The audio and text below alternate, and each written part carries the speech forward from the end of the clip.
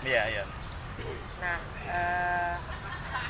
idenya kenapa nih Romo mengadakan seminar ini? Saya kira negara kita ini sedang dalam persimpangan jalan dengan banyaknya kelompok-kelompok intoleran dan tanpa ragu-ragu menjelek-jelekan pengikut agama lain, disebut dengan kata-kata yang orang yang mendengarnya tidak senang disebut seperti itu, karena bukan seperti itu. Dan kelihatannya juga ada kelompok yang anti Pancasila dan lain-lain. Saya kira kekokohan bangsa ini perlu diteguhkan, karena kita yakin bahwa pada akhirnya yang bisa mewadahi bangsa dengan macam-macam bentuk suku dan agamanya ini hanya Pancasila saja. Nah, Bhinneka Tunggal Ikaan inilah yang akhirnya menjadi wadah yang bisa membawa kedamaian bagi dan kerukunan bagi bangsa. Kalau salah satu kelompok mau memaksakan ideologi mereka saja yang harus diterima dan semua harus dipaksa menjadi itu, bangsa ini akan pecah. Dan untuk mencegah perpecahan inilah kami berkumpul di sini untuk meneguhkan bahwa pada akhirnya yang bisa diterima untuk kehidupan berbangsa hanya Bhinneka Tunggal Ika dan Pancasila. Dan itulah yang harus kita teguhkan kembali. Nah, karena kelihatannya banyak anak-anak muda sekarang yang sudah mulai luntur rasa kebangsaan mereka, rasa jati diri mereka sebagai bangsa.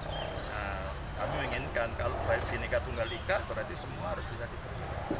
Kata-kata yang menghina yang lain, mengkafir-kafirkan yang lain, atau menyebut yang lain pribumi dan yang lain bukan non-pribumi, untuk apa sih itu?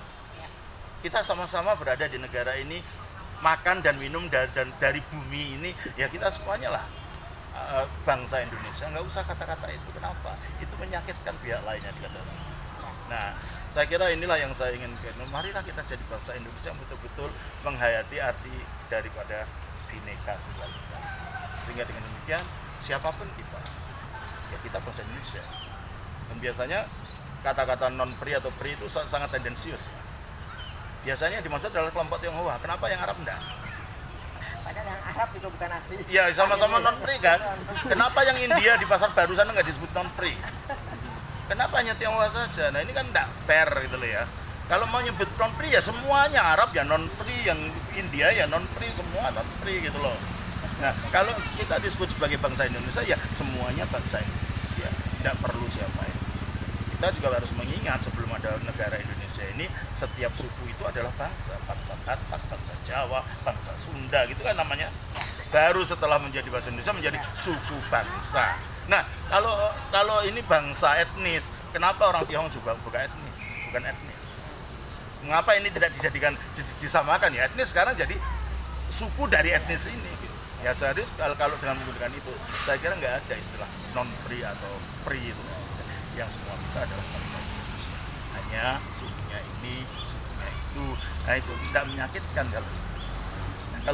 kalau kata-kata non-pri dan pri dengan dalam arti untuk mendiskreditkan dan mendiskriminasikan, tentulah itu menyakitkan hati orang. Loh, kita bangsa Indonesia kenapa sih harus sakit menyakiti gitu loh?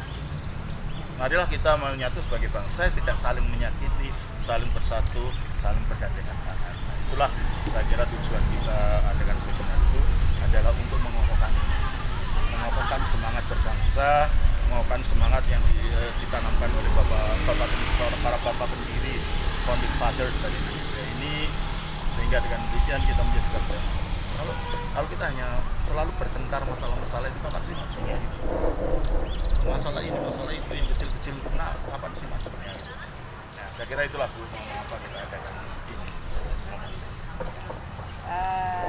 Ada ucapan dari Romo Daniel yang buat saya menggelitik. Romo Daniel bilang bahwa menggunakan agama untuk membenci, melukai dan merusak sama saja dengan mencoreng wajah Tuhan dan agama itu. Nah, konsep itu dalam hidup kebinekaan Romo. Sebenarnya itu sudah merupakan suatu unsur yang baik sekali, unsur yang dasar sekali. Tapi kenyataannya kan kalau apakah dalam gereja ortodoks implementasi itu berjalan? Oleh karena itu gereja ortodoks itu bukan gereja nasional yang satu etnis. Kami ada yang Mesir, ada yang Yunani, ada yang Syria, ada Armenia, ada Rusia, tapi semuanya kita memegang pada ajaran yang satu. Dengan mengakui bahwa masing-masing itu memang pemberian Tuhan.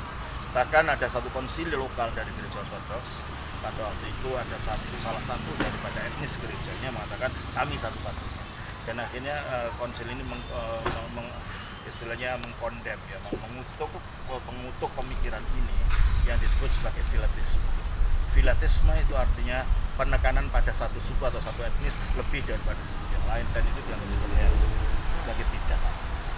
Jadi gereja punya sikap demikian bahwa bidat filatisme itu tidak bisa diterima oleh gereja.